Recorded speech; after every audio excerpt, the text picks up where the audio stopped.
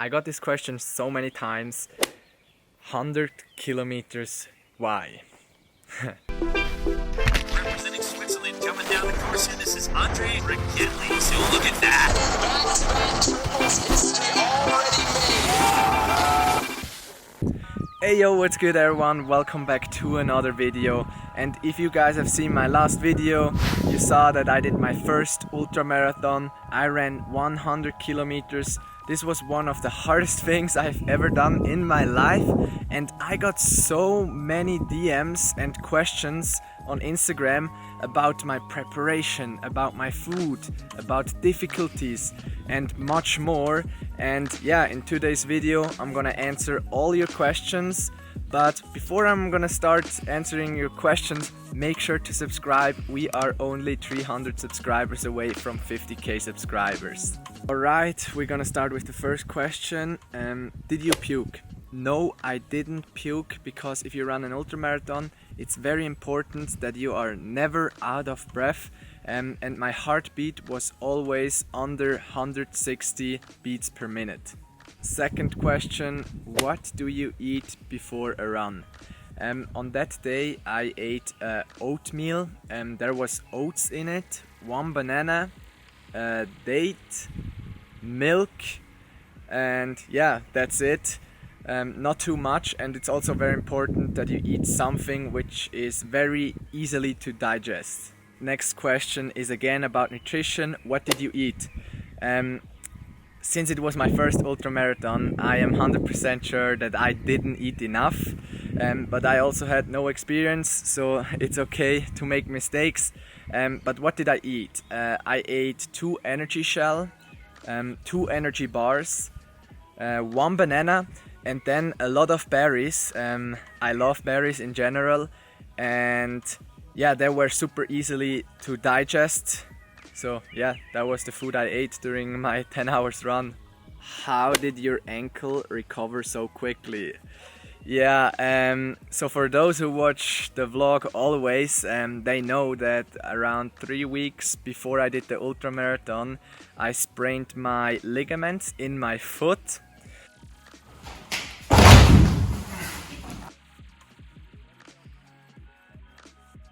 During the run I couldn't feel it, or maybe a little bit, and yeah, of course after, my foot hurted a bit.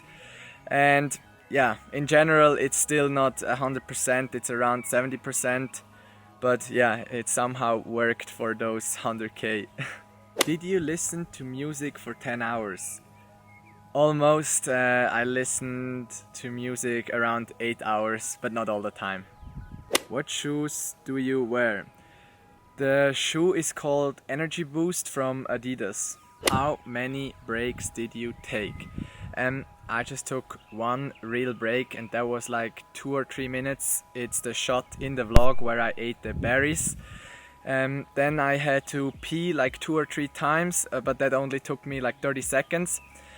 And in the end, like the last 4 kilometers, I didn't run them, I speed walked them. So yeah, I ran like 99% of it, like almost everything. And I was always scared to do a 10 minutes break, because I thought that after that break I couldn't continue to run anymore. That's why I kept going and kept going.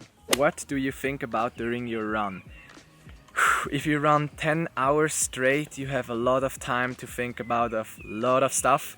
And for me, I always thought about my next goal, and that meant if I ran 10 kilometers, I focused on the next 10 kilometers. If I reached 20 kilometers, I focused on 30 kilometers. Because if you think, for example, like I ran now 20 kilometers, I have 80 more kilometers to go, it's mentally impossible and you will quit. So I always kept going step by step, and that's how you will make it in the end. Did you choose a route with minimal hills, or did you encounter hills on your run?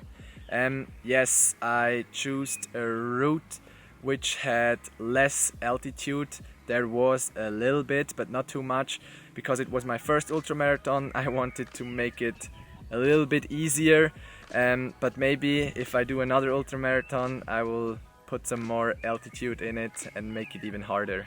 How did you train for 100 kilometer? To be honest, there was no preparation. Since quarantine is, that means like 2.5 months ago, I started running, and the furthest I ran before that was 20 kilometers. But then 6 weeks ago I ran my first marathon, and also in that week I ran 100 kilometers in 4 days. And then I injured my foot, and during that time I set myself the goal that I want to run my first 100 kilometers. Then on Monday last week I decided that I will run my first ultramarathon on Friday. So I only had 4 days of real preparation, and I don't even know how you prepare for an ultramarathon.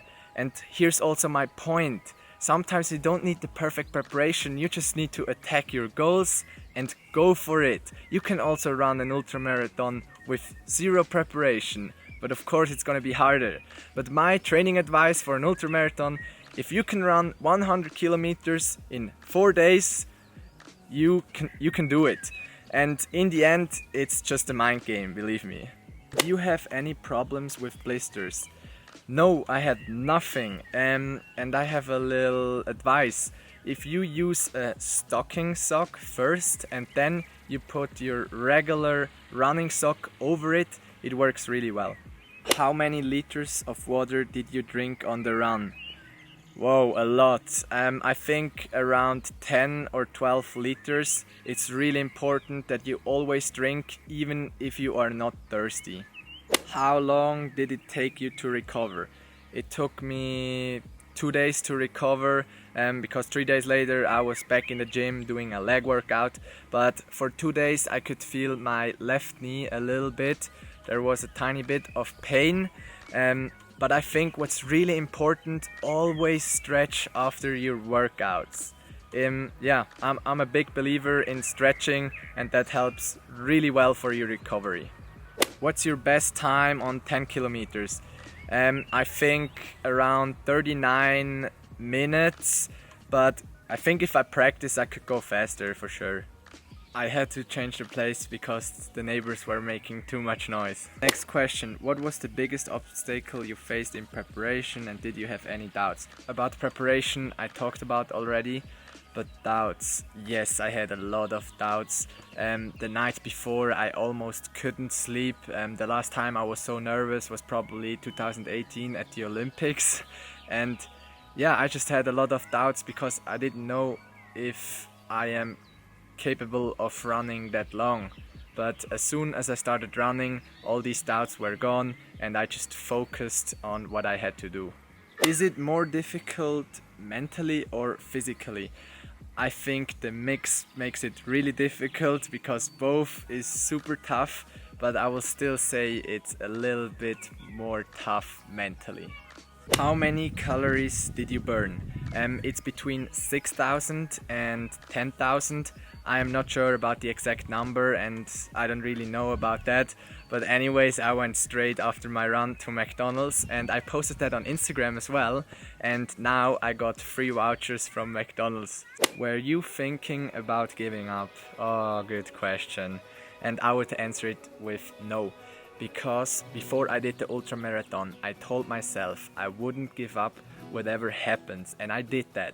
But of course, when I was at 80 kilometers, my legs were that tired, my chest was hurting, the sun made it really difficult, and in general, I was suffering. I was at the end of my energy level. I thought of a lot of the times it would be nice if the run was already finished now, but I still kept going.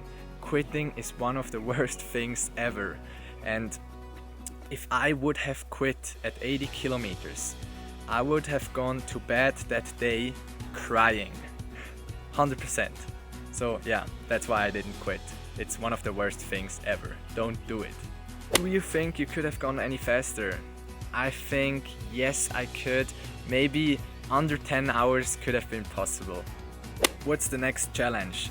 My next challenge is gonna be to learn a proper handstand because I can't do handstands, and In general, I want to focus now more on skiing. That means trampoline stuff, airbag, and yeah, all that stuff which helps me to get a better skier. But I will still keep running because I really like it. How did you feel afterwards? It was pretty similar, for example, to winning X Games. I mean, that day I was just really proud about myself, what I achieved, and when I went to bed that day, yeah, I was just super happy and proud about myself, and it was a very nice feeling. Will you do another ultramarathon? And 1000% sure I will do another ultramarathon. I am not sure if it's gonna be next year, in 5 years or in 10 years, but I will do one for sure again. It's an amazing challenge. What inspired you? The book from Born to Run from Christopher McDougall and the book from David Goggins, Can't Hurt Me. They both really inspired me to run an ultramarathon, because they were talking about that it's a crazy and very extreme challenge, and I wanted to challenge myself as well. And now the final question. I got this question so many times.